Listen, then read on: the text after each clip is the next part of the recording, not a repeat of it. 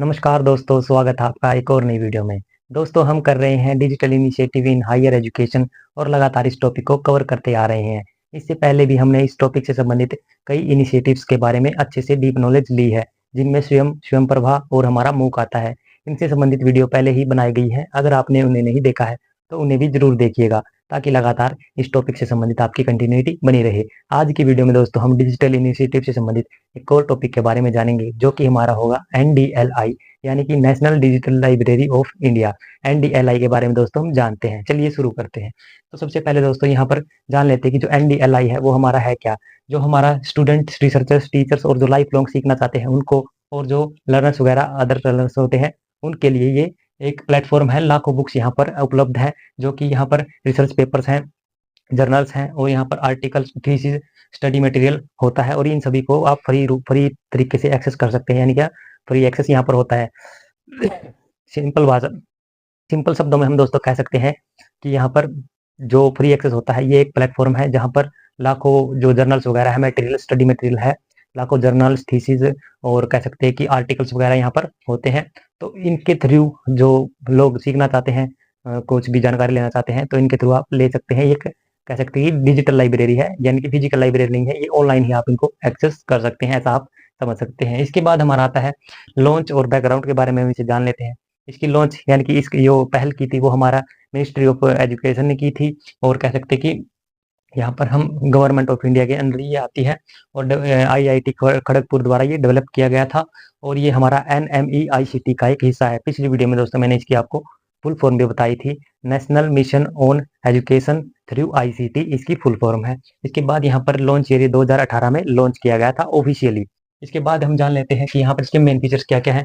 यहाँ पर एक पहले सबसे आता है कि ह्यूज रेस्पोरेटरी, यानी कि एक बहुत ही बड़ा संग्रह है, यानी कि यहाँ पर करोड़ों में बुक्स हैं, करोड़ों में रिसोर्सेज वगैरह हैं, यानी कि 8 करोड़ प्लस यहाँ पर लर्निंग रिसोर्सेज हैं।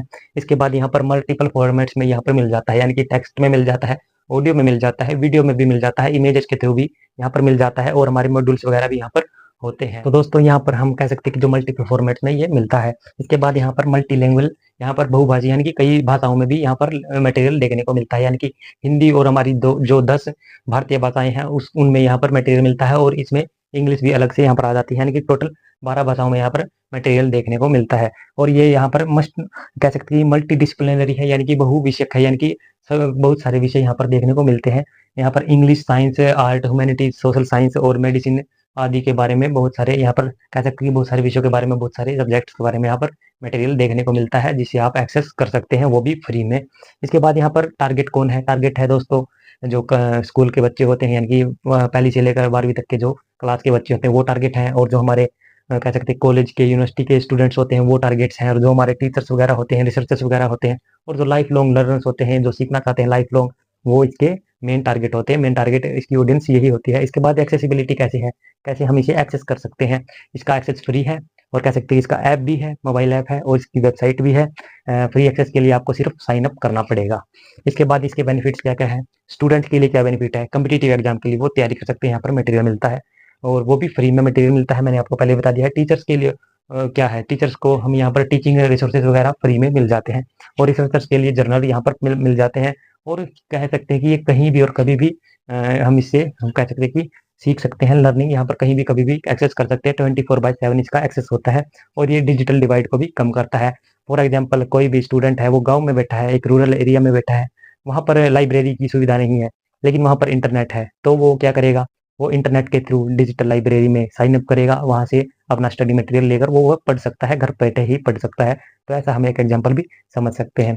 तो दोस्तों ये थी वीडियो। अगर आपको वीडियो हेल्पफुल लगी हो तो वीडियो को लाइक, शेयर और चैनल को सब्सक्राइब जरूर कीजिएगा, और all the best your preparation. Thank you दोस्तों। Prep Guru Sarabjit, smart study for sure success.